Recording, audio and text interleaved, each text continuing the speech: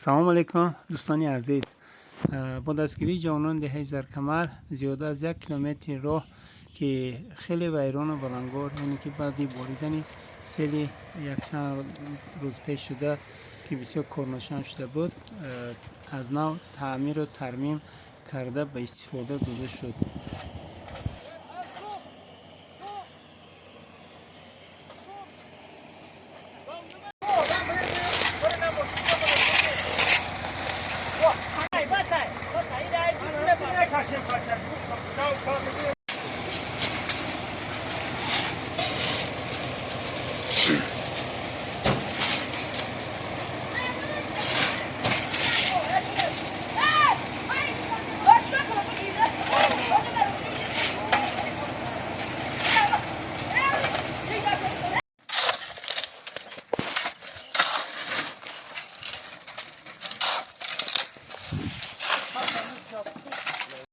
به جوانان دهه، مخصوصا به شوفیرها، از همه بیشتر عرض سپاس و مینه‌داری میکنیم که برای آباد کردن این راه سهم خود را گذاشتند.